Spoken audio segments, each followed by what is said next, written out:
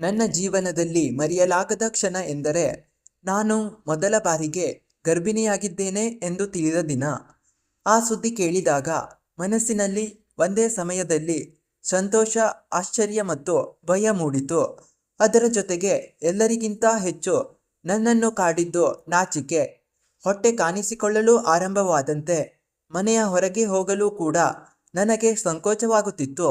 ಯಾರಾದರೂ ನನ್ನನ್ನು ನೋಡಿದರೆ ಏನು ಹೇಳುತ್ತಾರೆ ಎಂಬ ಯೋಚನೆ ಮನಸ್ಸನ್ನು ಕಾಡುತ್ತಿತ್ತು. ಹೀಗಾಗಿ ನಾನು ಹೆಚ್ಚಾಗಿ ಮನೆಯೊಳಗೆ ಇರುತ್ತಿದ್ದೆ. ನನ್ನ ಈ ಬದಲಾವಣೆಯನ್ನು ಗಮನಿಸಿದ ನನ್ನ ತಾಯಿ ಒಂದು ದಿನ ನನ್ನ ಪಕ್ಕದಲ್ಲಿ ಕುಳಿತು ತುಂಬ ಪ್ರೀತಿಯಿಂದ ಮಾತನಾಡಿದರು. ಮಗಳೇ, ತಾಯ್ತನ ಎನ್ನುವುದು ಹೆಣ್ಣಿನ ಜೀವನದಲ್ಲಿ ಅತ್ಯಂತ ಪವಿತ್ರವಾದ, ಹೆಮ್ಮೆಯ ಮತ್ತು ಸಂತೋಷದ ಕ್ಷಣ. ಇದರಲ್ಲಿ ನಾಚಿಕೆ ಪಡುವಂತಹದ್ದು ಏನೂ ಇಲ್ಲ. ನೀನು ಹೊಸ ಜೀವವೊಂದನ್ನು ಈ ಲೋಕಕ್ಕೆ ತರುವ ಭಾಗ್ಯವಂತಳು. ಪ್ರತಿಯೊಂದು ತಾಯಿಯೂ ಇದೇ ದಾರಿಯಲ್ಲಿ ನಡೆದು ಬಂದಿದ್ದಾಳೆ. ಆದ್ದರಿಂದ ತಲೆ ಎತ್ತಿ ಸಂತೋಷದಿಂದ ಈ ಸಮಯವನ್ನು ಅನುಭವಿಸು ಎಂದು ಹೇಳಿದರು. ಅವರ ಮಾತುಗಳು ನನ್ನ ಮನಸ್ಸಿಗೆ ಹೊಸ ಬೆಳಕನ್ನು ತಂದವು. ನನ್ನ ಭಯ ಮತ್ತು ಸಂಕೋಚ ನಿಧಾನವಾಗಿ ಕಡಿಮೆಯಾಗತೊಡಗಿತು. ಗರ್ಭಾವಸ್ಥೆಯಲ್ಲಿ ಹೇಗೆ ಆರೋಗ್ಯವನ್ನು ಕಾಪಾಡಿಕೊಳ್ಳಬೇಕು, ಯಾವ ಆಹಾರವನ್ನು ಸೇವಿಸಬೇಕು, ಯಾವ ವಿಚಾರವನ್ನು ತಪ್ಪಿಸಬೇಕು, ಯಾವಾಗ ವಿಶ್ರಾಂತಿ ಪಡೆಯಬೇಕು ಎಂಬುದರ ಬಗ್ಗೆ ತಾಯಿ ಪ್ರತಿದಿನ ನನಗೆ ಮಾರ್ಗದರ್ಶನ ನೀಡುತ್ತಿದ್ದರು. ಅವರ ಅನುಭವವೇ ನನಗೆ ದೊಡ್ಡ ಪಾಠವಾಯಿತು. ನನ್ನ ತಾಯಿ ನನ್ನ ಆರೋಗ್ಯದ ಬಗ್ಗೆ ತುಂಬ ಕಾಳಜಿ ವಹಿಸುತ್ತಿದ್ದರು. ಸಮಯಕ್ಕೆ ಸರಿಯಾಗಿ ಪೌಷ್ಟಿಕ ಆಹಾರ, ಹಾಲು, ಹಣ್ಣುಗಳು ಮತ್ತು ವಿಶ್ರಾಂತಿ ಸಿಗುವಂತೆ ನೋಡಿಕೊಳ್ಳುತ್ತಿದ್ದರು. ಅವರ ಪ್ರೀತಿ ಮತ್ತು ಹಾರೈಕೆ ನನ್ನ ಆತ್ಮವಿಶ್ವಾಸವನ್ನು ಹೆಚ್ಚಿಸಿತು. ತಿಂಗಳುಗಳು ಕಳೆಯುತ್ತಾ ಹೋದಂತೆ ನನ್ನೊಳಗಿನ ಭಯ ಸಂಪೂರ್ಣವಾಗಿ ಮಾಯವಾಯಿತು. ಅದರ ಬದಲು ಮಗುವಿನ ಆಗಮನದ ನಿರೀಕ್ಷೆ ಮತ್ತು ಸಂತೋಷ ತುಂಬಿತು.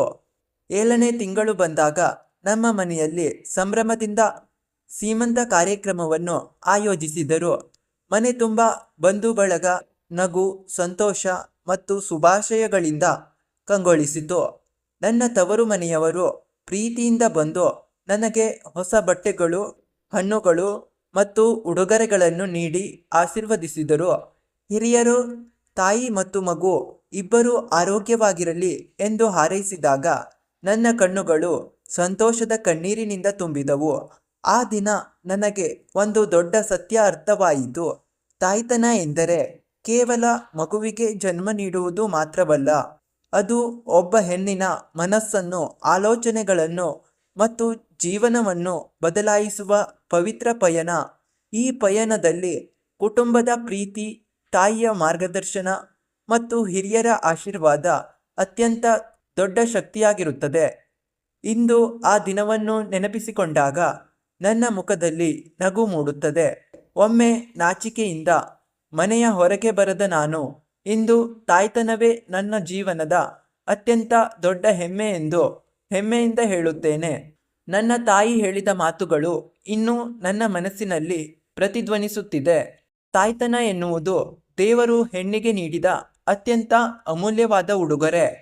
ಅದನ್ನು ನಾಚಿಕೆಯಿಂದಲ್ಲ, ಹೆಮ್ಮೆಯಿಂದ ಸ್ವೀಕರಿಸಬೇಕು. ಈ ಅನುಭವ ನನಗೆ ಕಲಿಸಿದ ಪಾಠವೇನೆಂದರೆ, ಜೀವನದಲ್ಲಿ ಹೊಸ ಜವಾಬ್ದಾರಿಗಳು ಬಂದಾಗ ಭಯ ಅಥವಾ ಸಂಕೋಚ ಸಹಜ. ಆದರೆ ಪ್ರೀತಿ, ಧೈರ್ಯ, ಕುಟುಂಬದ ಬೆಂಬಲ ಮತ್ತು ಹಿರಿಯರ ಅನುಭವ ನಮ್ಮನ್ನು ಬಲಿಷ್ಠರನ್ನಾಗಿ ಮಾಡುತ್ತದೆ. ಪ್ರತಿಯೊಬ್ಬ ಗರ್ಭಿಣಿಯು ತನ್ನನ್ನು ಗೌರವಿಸಬೇಕು, ತನ್ನ ಆರೋಗ್ಯವನ್ನು ಕಾಪಾಡಿಕೊಳ್ಳಬೇಕು ಮತ್ತು ಈ ಅಮೂಲ್ಯ ಸಮಯವನ್ನು ಸಂತೋಷದಿಂದ ಅನುಭವಿಸಬೇಕು. ಸ್ನೇಹಿತರೆ, ಈ ಕತೆ ನಿಮಗೆ ಇಷ್ಟವಾಗಿದ್ದರೆ ಲೈಕ್ ಮಾಡಿ, ಶೇರ್ ಮಾಡಿ. ಇನ್ನಷ್ಟು ಮನ ಮುಟ್ಟುವ ಕಥೆಗಳಿಗಾಗಿ ಸಬ್ಸ್ಕ್ರೈಬ್ ಮಾಡೋದನ್ನು ಮರೆಯಬೇಡಿ. ಧನ್ಯವಾದಗಳು.